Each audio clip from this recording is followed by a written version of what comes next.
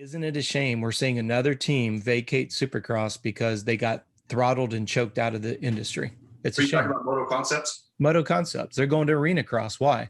The exact same reason that Bobby Hewitt can't get a Honda team going, the same reason why Hart and Huntington couldn't keep their team going.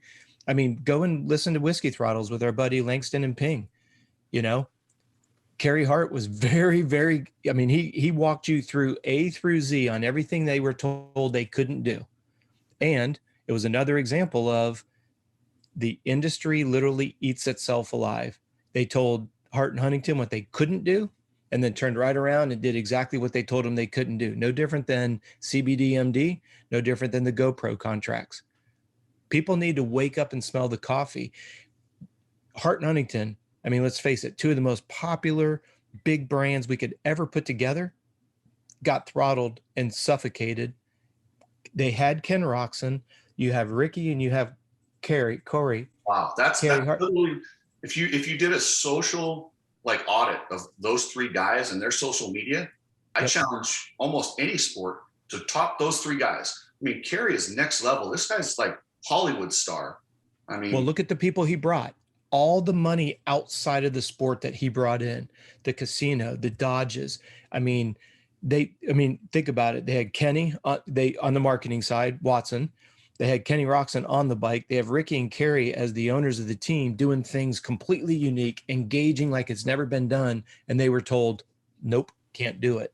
Now we have yet another team. And I'm not saying it's because of the marketing side, but isn't it interesting? Genova's got the money and he's finally like, and he's going to go to Arena Cross. And we all mock Arena Cross like it's not on the same platform. I think those guys are incredibly fast. We've seen some of the best come out of there. Daniel Blair, Tyler Bowers, all the, Buddy Antonez. We've seen some of the best come through Arena Cross, but isn't it interesting? We've always deemed Arena Cross segues into Super. Now Super, we're losing to Arena Cross. You can't help but ask, they're tired of fighting an uphill battle, man. So I'm going to just go a separate thought. Vince Friese on an Arena Cross track. Oh, you guys better be careful. He's going to hurt some people. Yep, absolutely. I'm excited to watch that. He probably should have been there a while ago. He can win, and he can take people out with anyone in the book. And good luck trying to pass that guy on an Arena Cross track. So, and then you look at what's that?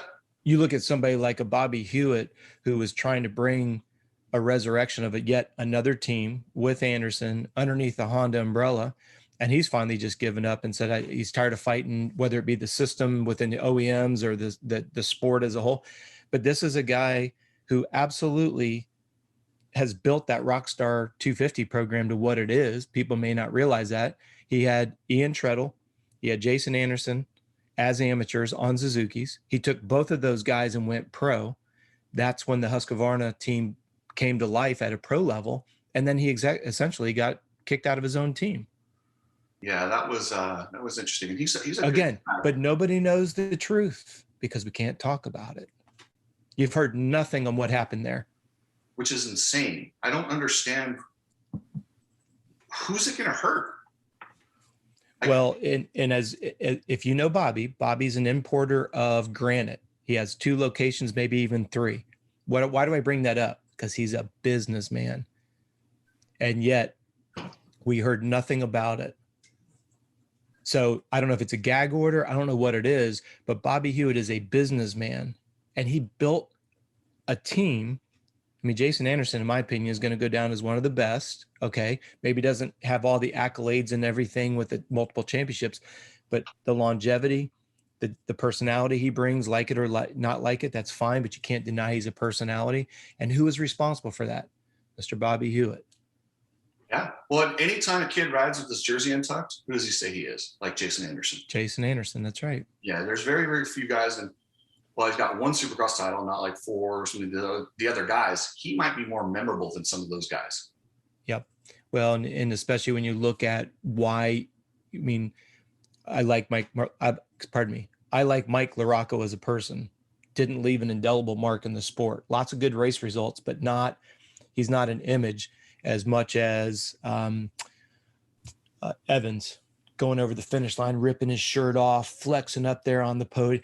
We're talking more about Evans than we are LaRocco.